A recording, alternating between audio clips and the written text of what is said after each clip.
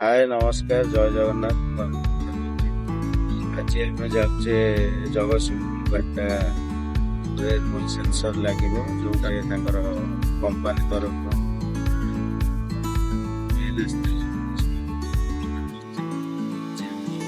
आज बर्तमान स्टार्ट कर मो सान भाईटा भी अच्छी आज कॉलेज एडमिशन जाऊँ सागर कॉलेज एडमिशन तार भी हम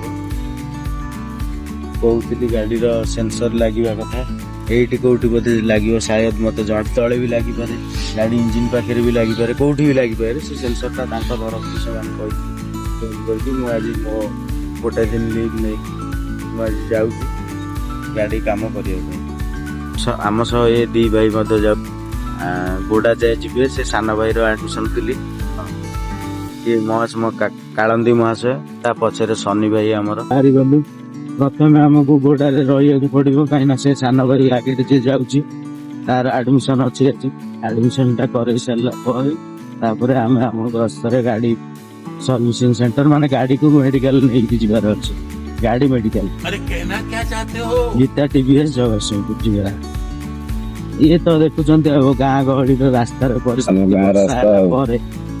आम गाँव कंडीशन भी आपण भाई देखुवे चारिड़े पानी जमिकी रही रास्ता किए समुद्र भितर पशिक गला भाई लगे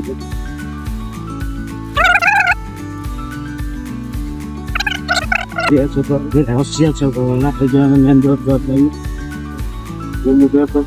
गोड़ा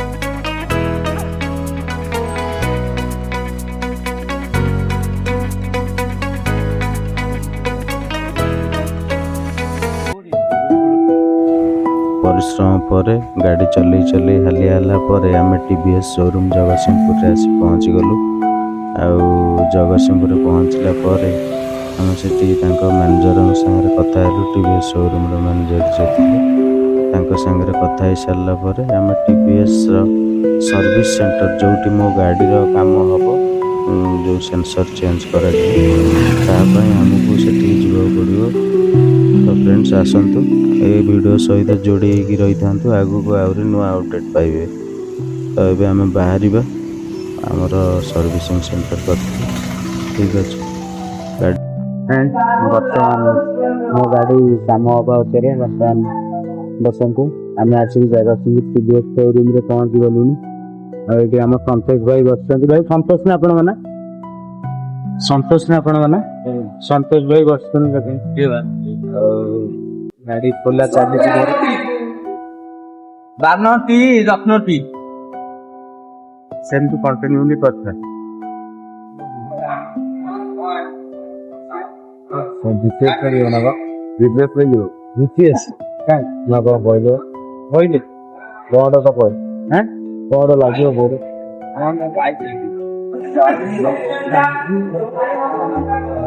ଭିଡ଼ିଓ କରୁଛ?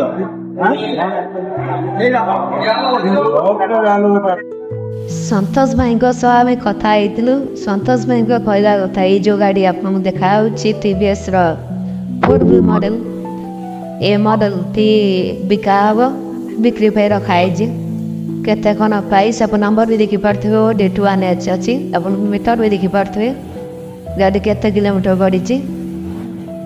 ଆମେ ତଳେ ଦେଇଦେବୁ, ଡିସପ୍ଲେରେ ଦେଇଦେବୁ ତାଙ୍କ କଣ୍ଟାକ୍ଟ ନମ୍ବର, ଆପଣ ତାଙ୍କ ସହିତ କଥା ହେଇକି ସବୁ ଡିଟେଲ୍ସ ବୁଝିପାରିବେ। କମ୍ପ୍ଲିଟ୍ ହେବା ଉପରେ ବର୍ତ୍ତମାନ ସିଟ୍ କଭର ଲାଗିବ। ଭାଇ ଯାଇଛନ୍ତି ଆଉ ଗୋଟେ ପାର୍ଟ ଆଣିବା ଭିତରେ 4 ଜଣ